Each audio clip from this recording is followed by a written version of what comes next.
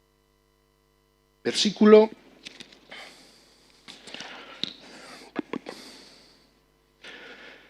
¿Por qué bautizas? Dice, yo bautizo, versículo 26, yo bautizo con agua, dice, mas en medio de vosotros está uno a quien vosotros no conocéis. Juan no quiere hablar de formas ni de liturgia. Yo aprendo dos cosas de Juan. Juan no se atasca en ese debate. Podría explicárselo, podría decirles, mira, yo bautizo en el Jordán porque acordaros que cuando estaba el pueblo a punto de entrar en la tierra prometida, cruzamos el Jordán. Y fue una especie de bautismo, porque ahí marcaba un antes y un después. El pueblo dejaba de ser un pueblo de esclavos para ser un pueblo libre, que toma y se toma las promesas de Dios en serio y que entra en la tierra prometida. Por eso yo invito a la gente a que venga aquí y se bautice. Pero no explica nada de todo esto, no entra en debates. Aquí lo importante, diría, lo curioso, puede ser que lleváis más de 400 años esperando a un Mesías que ya está en medio de vosotros, que ya ha empezado a moverse y que no lo conozcáis. Eso es un drama. Eso es lo importante y no por qué bautizo yo. Y luego, en el versículo 31, lo dice claramente. Al día siguiente, cuando estos investigadores ya se han ido, dice, para que fuese manifestado a Israel, por esto vine yo bautizando con agua. Yo no hago las cosas porque sí. ¿Por qué lo haces, Juan? Para que conozcan a Cristo. Nuestra agenda, nuestro programa como iglesia, ¿es útil para que otros conozcan a Cristo? Esa es una buena pregunta para ver cuál tiene que ser nuestro programa en nuestra agenda. Primera pregunta, ¿quién eres? Segunda pregunta, ¿por qué lo haces? Juan lo tiene claro. Tiene clara su identidad y tiene claro su propósito. Pero seguimos. Hay una tercera pregunta que le dicen, otro día hemos leído, Juan, el Bautista, señala a Jesús y dice, ahí está Jesús. Dice que he aquí el Cordero de Dios y dice que dos de sus discípulos, versículo 37, uno es Andrés, el otro no se sabe, hay personas que piensan que era Juan el Evangelista, pero solo es seguro que uno era Andrés, escucharon, dice que siguieron a Jesús. Y me imagino que lo seguirían esos dos discípulos en un principio en silencio, yendo un poco observándolo, diciendo, bueno, pues si Juan ha dicho que él es el Cristo, vamos para allá. Y Jesús se debe percatar que lo están siguiendo de alguna manera y se gira y les hace nuestra tercera pregunta. ¿Qué buscáis? ¿Qué queréis? Esas son las primeras palabras de Jesús en el Evangelio de Juan.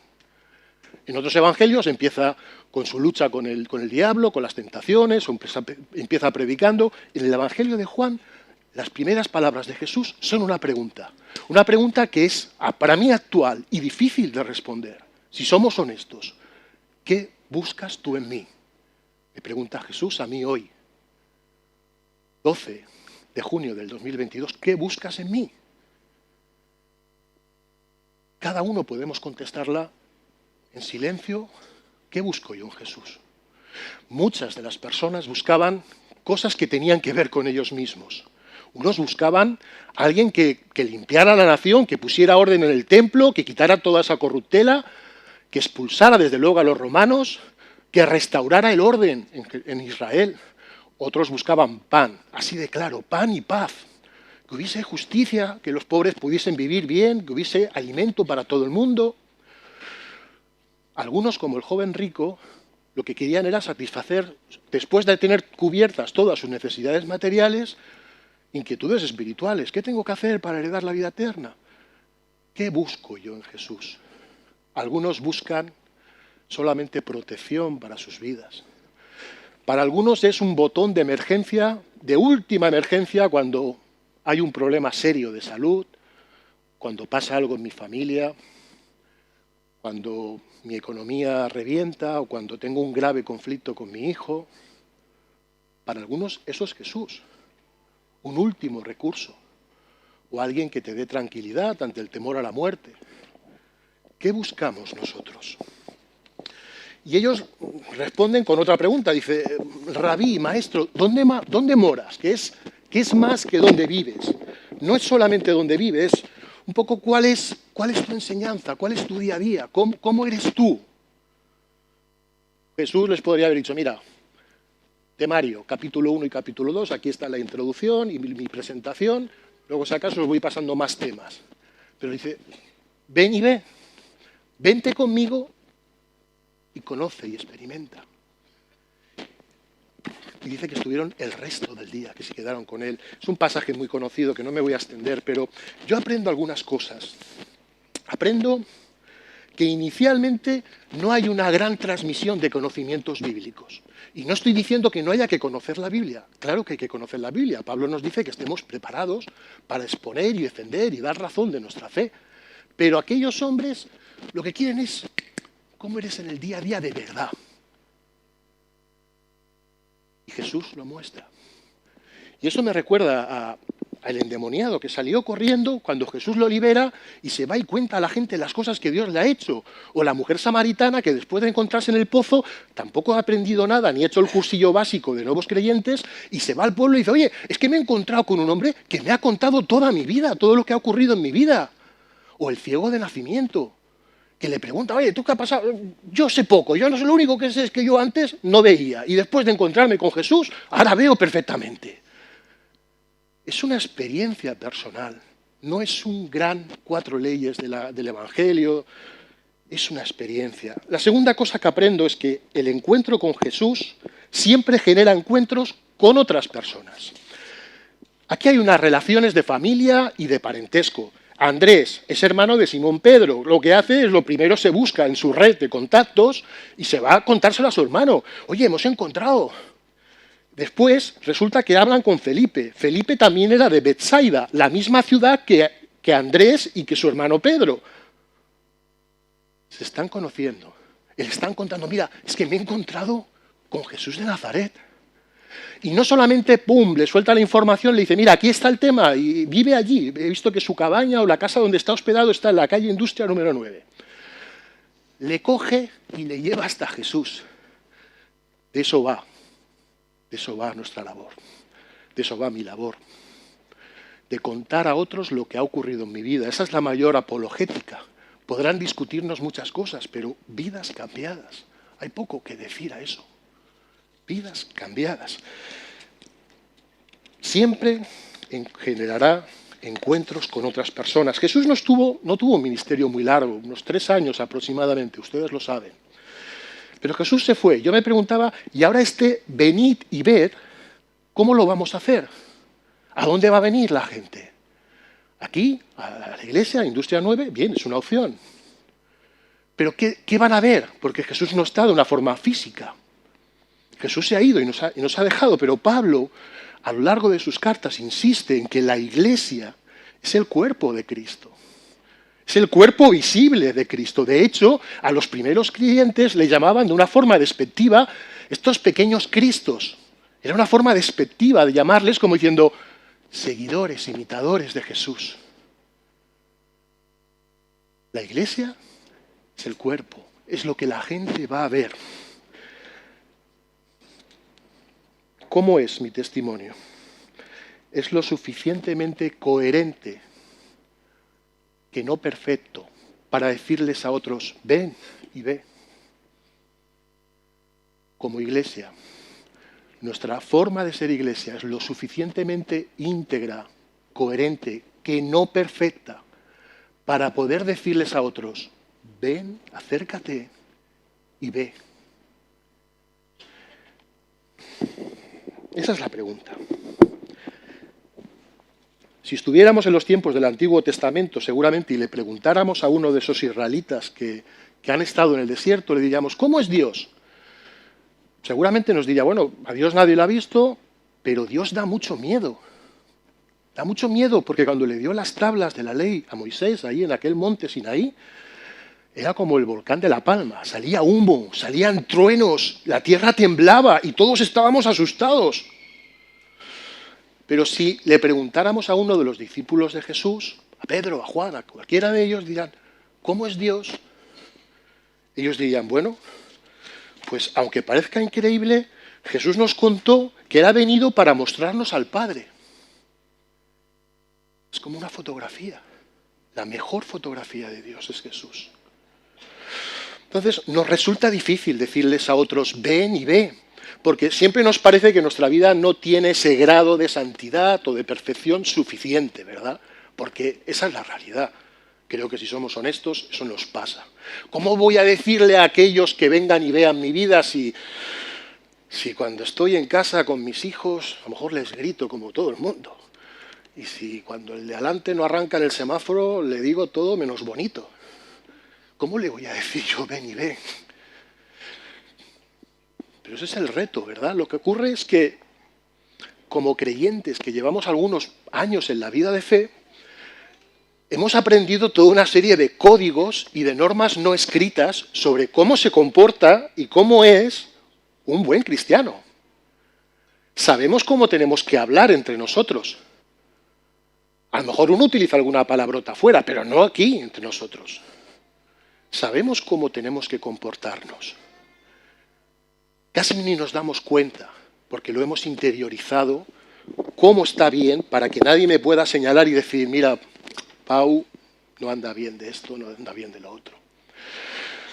Y hay un pasaje muy curioso, y es un secretito, se lo voy a contar, es un secreto, no es un cotilleo, porque al fin y al cabo debió el Espíritu Santo inspirárselo al apóstol Pablo. Es un secreto sobre Moisés, que no lo cuenta Moisés, que lo cuenta Pablo en 2 Corintios 3, del 12 al 18. Está hablando de Moisés, de cuando ha bajado con las tablas de la ley. Ustedes saben que su rostro brilla. Su rostro brilla y él se coloca un velo para no asustar al pueblo, para no asustar a la gente.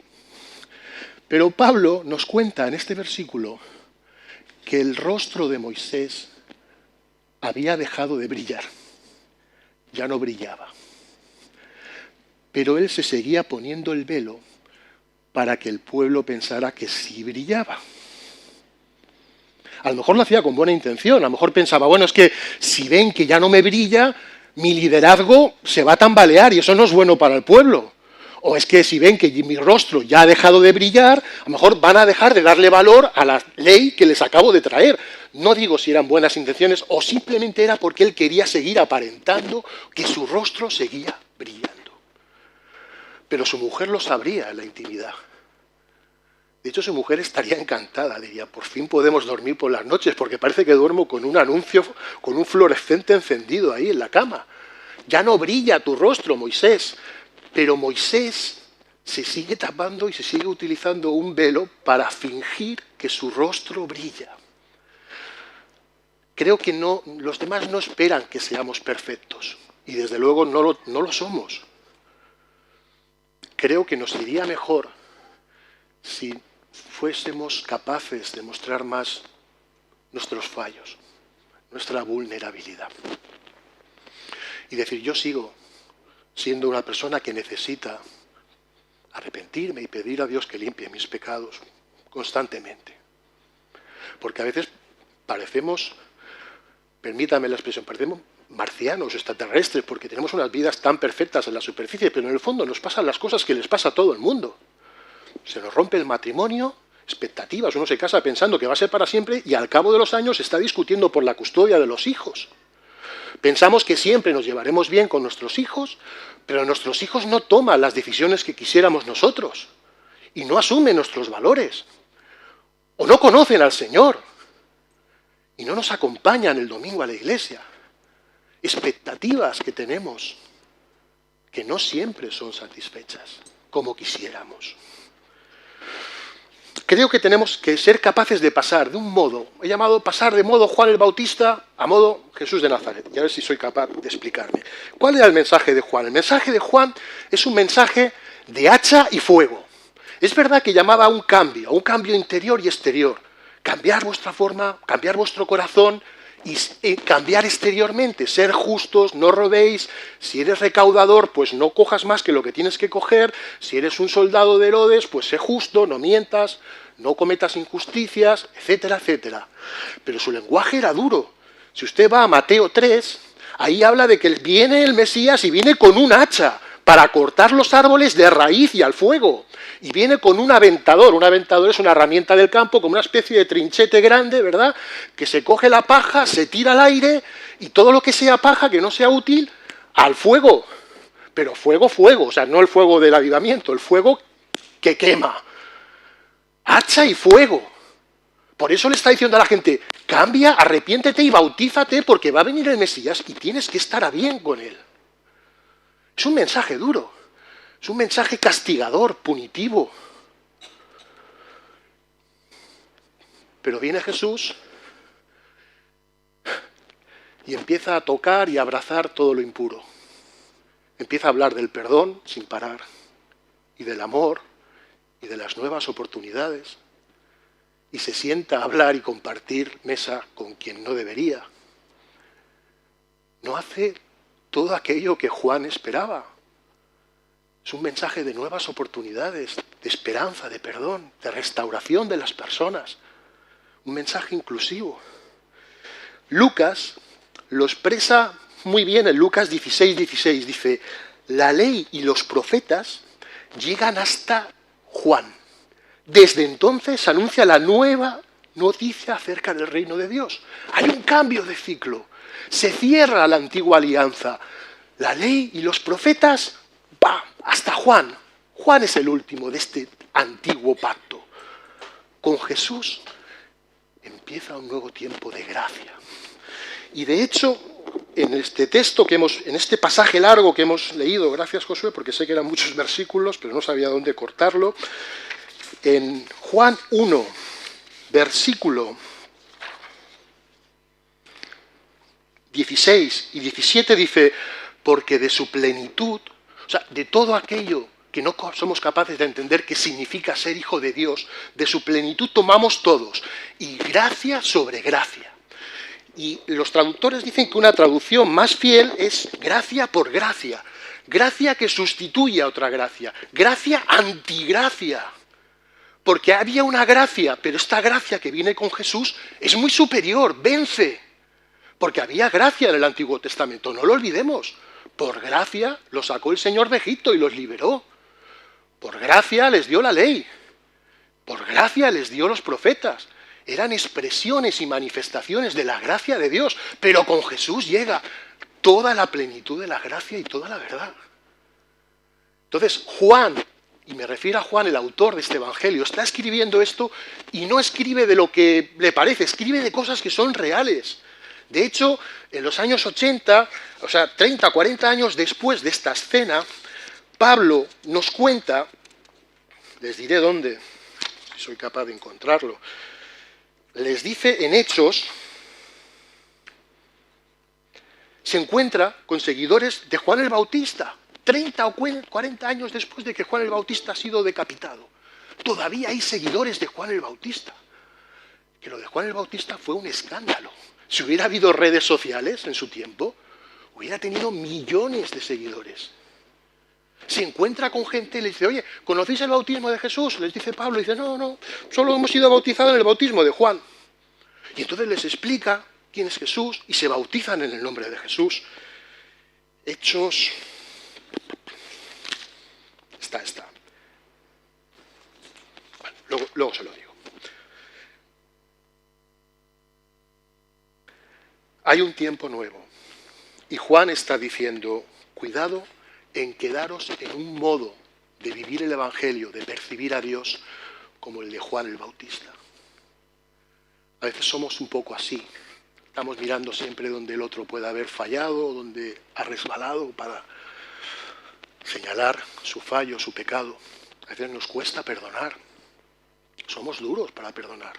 Aquí perdonamos, pero no olvidamos tan fácilmente, ¿verdad? Dos gracias que se encuentran, pero una es muy superior a la otra. Esa es la gracia que esta iglesia tiene. Otra característica, otra diferencia entre el mensaje de Juan el Bautista y el de Jesús es que Juan predica para los judíos, solamente para los judíos, pero Juan 3:16, ese versículo que todos conocemos, nos dice que de tal manera amó Dios al mundo. Este mensaje se está abriendo a todos, ya no solamente es para los judíos, es para todo el mundo, judío, no judío. Y hay un detalle curioso cuando en esta cadena de hacer versículos, Andrés primero llama a su hermano Pedro, Simón Pedro lo lleva a Jesús, después es otro de los discípulos, Jesús se encuentra con Felipe y le dice sígueme, y Felipe en esta cadena busca a otro, encuentra a otro, le dice, que se llama Natanael, y le dice, Natanael, hemos conocido a Jesús, el hijo de José, de Nazaret. Y Natanael es muy expresivo, porque dice, ¿de Nazaret? ¿De Nazaret puede salir algo bueno? Tiene prejuicios. Nazaret era una ciudad muy pequeña, era una aldea, poco más que una aldea, muy poca gente, no tenía ninguna relevancia económica, ni política, ni religiosa, no tenía nada especial, y según dicen los historiadores, parece ser que alrededor de Nazaret es una zona escarpada, donde hay muchas cuevas, en las cuales se solían esconder celotes y malhechores, o sea, gente, atracadores de caminos, mala gente. Piense usted en una gran ciudad, en esos barrios chungos que decimos, ¿verdad? Uno dice, ¿de este barrio puede salir un premio Nobel de Medicina? ¿De Nazaret? ¿Será de Jerusalén o una ciudad más importante? ¿De Nazaret puede salir algo bueno? Le dice Natanael. Creo que como iglesia también tenemos nuestros prejuicios. Y a veces no esperamos que salga nada bueno de algunas personas o de algunos colectivos. Pero sin embargo Jesús rompió fronteras constantemente. Pasó de Judea a Samaria, que no se llevaban bien con los samaritanos, ya lo sabe usted, cruzó otra frontera entre judíos y gentiles, atravesó otros prejuicios entre hombre y mujer. Jesús ve posibilidades en todas las personas. Y eso es lo que la iglesia de los primeros siglos también ve. ¿Puede salir algo bueno de los que no ven la vida como nosotros? ¿De los que tienen ideas distintas sobre el aborto, sobre la eutanasia, o los que tienen un modelo de familia distinto? Sí, puede salir algo bueno, porque ha venido Jesús con toda la gracia y toda la verdad. Este encuentro de Pablo con discípulos de Juan, ya lo he encontrado, Hechos 19, del 5 al 7, ¿verdad? Ahí lo tienen ustedes. Voy avanzando y voy a ir ya acabando. Un último punto. Vamos a hacer una última lectura que está en el Evangelio de Lucas y que tiene que ver también sobre Juan el Bautista. Lucas 7, si lo quieren buscar, Lucas 7, del 18 en adelante. El ministerio de Juan ya ha acabado. Se estima que duraría un año y pico.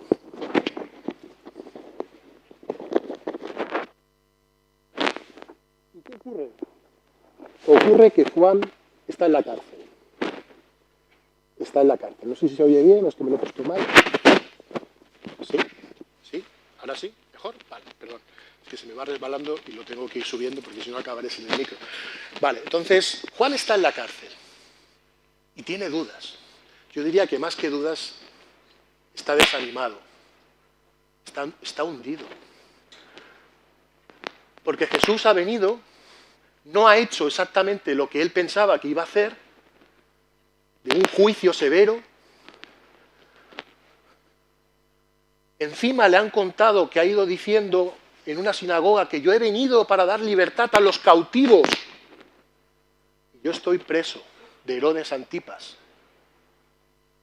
Y Jesús no viene a rescatarme. No solamente no viene a rescatarme, sino que somos primos. Recuerden que nuestras madres son familia. Jesús no viene a visitarme a la cárcel, ni viene a cambiar mi situación.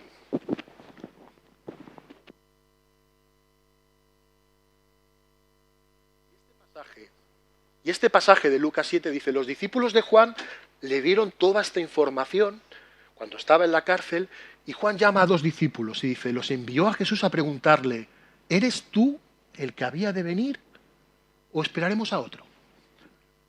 Miren que Juan ha vivido cosas, ha bautizado a Jesús, aunque Jesús, él no quería, y Jesús le dijo, no, vamos a hacerlo, tú me vas a bautizar, pero Señor, si yo no soy digno ni siquiera de desatar tu calzado, no, tú bautízame.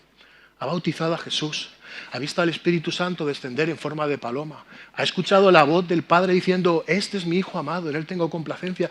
Juan ha vivido todo esto y ahora, un año y pico después, está preguntando, ¿pero eres tú el que tenía que venir o me equivoqué? Y en realidad tenemos que seguir esperando a otro. Es una decepción. Sus expectativas no han sido cumplidas. Y hablar del dolor en general está bien, pero cuando nos toca personalmente, cambia todo. Juan puede haber escuchado cosas de Jesús que a lo mejor no entendía, pero ahora hay una situación que le toca a su piel, y es que está preso. Esto no tiene pinta de mejorar. Cuando me toca a mí, se desatan todos nuestros miedos y todas nuestras dudas. Y le preguntan, y llegan estos dos discípulos de Juan y le preguntan a Jesús. Y Jesús les responde. En aquel momento Jesús todavía no quiere decir públicamente, soy el Mesías. Y les dice, respondiendo Jesús, les dijo, id y hacer saber a Juan lo que habéis visto y oído, lo que acababa de hacer. Los ciegos ven, los cojos andan, los leprosos son limpiados, los sordos oyen, los muertos son resucitados, y a los pobres es anunciado el Evangelio. Primera cuestión. Quiero decirles 4 cosas y acabo. Primera, Jesús ya conoce nuestra realidad. ¿Cómo somos? ¿Cómo están nuestros números en la cuenta bancaria? ¿Qué es lo que ve nuestro historial de Internet que hemos buscado? ¿Cuáles son nuestros miedos? Lo sabe perfectamente. En estos versículos, en Juan 1:42, cuando le presentan a Pedro, ya le dice, tú eres Simón, hijo de Jonás, ya lo conoce. Si la Escritura nos dice que nos conoce desde el vientre de nuestra madre. Y le dice, tú vas a ser llamado Cefas, que quiere decir Pedro. Cuando se encuentra con Natanael, ya lo conoce a Natanael, ya sabe los prejuicios que tiene Natanael. Dice, es un buen hombre, un buen judío, un verdadero israelita, le dice en Juan 1:47. Y Natanael se queda sorprendido y le dice, pero ¿de dónde me conoces tú, rabí? Y le dice, si ya te vi cuando estabas ahí debajo de la higuera. Si nos conoce el Señor, relajémonos, si nos conoce, sabe todas nuestras miserias. Segunda cosa, Jesús no nos descalifica, a pesar de nuestras dudas. Podría haber dicho, oye, decirle a Juan que ya le vale. Mira que vio la paloma, o escuchó la voz de mi padre, me ha bautizado, ¿y cómo puede tener dudas a estas alturas? Pero no hace nada de eso, no lo descalifica. Trata de hacerle entender cómo está avanzando el reino. Y dice, mira, pero si es que los ciegos ven, los cojos andan, los que tienen lepra se encuentran con la carne limpia y se anuncia el Evangelio. Esto avanza, Juan, pero no como tú quieres. Y cuando se va cuando se van los discípulos de Juan, que volverán con la respuesta a dársela en prisión, Jesús dice de Juan lo que no ha dicho de ningún otro, ni de Moisés, ni de Abraham, ni de Daniel. Cuando se han ido, dice, os digo, versículo 28, Lucas 7:28, os digo que entre los nacidos de mujeres no hay mayor profeta que Juan el Bautista. Vaya elogio, el más grande. Ese es Juan el Bautista. Una vida digna de imitar en muchos aspectos. Jesús no lo descalifica por su duda. Lo está honrando públicamente. Tercera cuestión. Jesús nos encarga una misión a pesar de nuestras dudas. Si hemos dicho que el Evangelio de Juan empieza con esa pregunta de Jesús, ¿qué buscas? ¿Qué quieres? Son las primeras palabras de Jesús. Al acabar el Evangelio, sobre el final, en Juan 20:21 dice, así como el Padre me envió, yo os envío. Envía a los mismos discípulos que han fallado como escopetas de feria poco tiempo antes, después de la crucifixión y resurrección de Jesús, que se han ido corriendo. Se lo dice también a Pedro, que le ha negado. Pero esa es la gracia. A mí esta escena me parece, en Juan 21, estamos en el final de Juan, me parece tremenda. Porque esa escena en que Jesús se aparece y han vuelto a lo de antes, porque es un fracaso. Ya Jesús no está, Jesús se ha ido y los discípulos vuelven a lo que saben hacer para darles de comer, que es pescar. Están pescando y Jesús se aparece y no lo conocen, resucitado. Y les dice la pesca milagrosa, ustedes lo conocen, oye, echad las redes por aquí, pum, pescan. Y cuando salen de la pesca, ¿qué se encuentran? Porque yo reconozco, lo primero que hubiera hecho con Pedro es decirle, Pedro, ven un momentito aparte. Te lo dije ¿O no te lo dije? Mira que te avisé que me ibas a negar y que antes de que el gallo cantara, lo habrías hecho no una, sino 3 veces. Te lo dije. Y te lo dije poco antes. ¿En qué estabas pensando, Pedro? Pero ¿cómo actúa Jesús? ¿Cómo es su gracia? Salen los discípulos y se encuentran el desayuno preparado. Dice Juan 21 que había preparado unas brasas, unos pescados, el pan, seguramente lo habría calentado. Primero vamos a comer, les dice Jesús. Primero siéntate, Pedro, y vamos a comer, y vamos a hablar, y vamos a estar juntos, porque lo que quiero que entiendas, Pedro, es que aunque has fallado, sí, has fallado, te lo voy a decir, lo vamos a hablar después, tú ya lo sabes, pero eso no te descalifica, Pedro. Yo sigo contando contigo y te envío a que apacientes a otros. ¿Tú me amas? ¿Me amas, Pedro? Pues apacienta a otros. Jesús conoce nuestra realidad, Jesús no nos descalifica, Jesús nos encarga una misión. Y acabo con el último punto. En este pasaje de Lucas 7, del 18 al 23, después de este gran elogio de Jesús a Juan, que dice que es el más grande, después de explicar a los discípulos de Juan, a los enviados de Juan, mirar, contarle todo lo que estoy haciendo, lo de los ciegos, los cojos, los leprosos, y en el versículo 23, que quisiera dejarles con este versículo, dice, y bienaventurado es aquel que no halle tropiezo en mí. Bienaventurado es aquel que no halle tropiezo en mí. Jesús me anima a que no tropiece, a que no me atasque con su forma de hacer las cosas, que a lo mejor no es como yo quisiera. Jesús nos invita a confiar en Él cuando no comprendemos cómo hacen las cosas. Bienaventurado es el que acepta el plan de Dios y su voluntad, aunque no llene nuestras expectativas. Juan, no tropieces. Yo sé que tú tenías otra idea. Te gustaría que fuesen más rápidos los cambios. Te gustaría que fuesen de otra manera. Pero yo lo voy a hacer como yo quiero hacerlo. No porque me falte poder ni recursos, porque yo soy Dios. Y yo lo voy a hacer a mi manera. Entonces, cuando las cosas no son como yo pensaba, como yo quería, como yo tenía expectativas, Jesús me dice, no tropieces en mi forma de hacer las cosas para que seas bienaventurado. Jesús le está diciendo a Juan, no te ofendas porque piensas que lo estoy haciendo lento.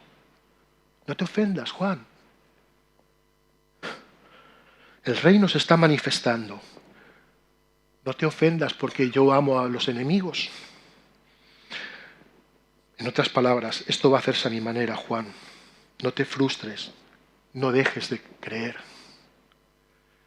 Y esas son las preguntas que les he querido dejar esta mañana para resetearnos, para revisar si somos esa iglesia. ¿Quién eres? ¿Por qué lo haces? ¿Qué es lo que quieres? ¿Qué es lo que buscas? Deseo que el Señor les guarde y les bendiga a lo largo de esta semana.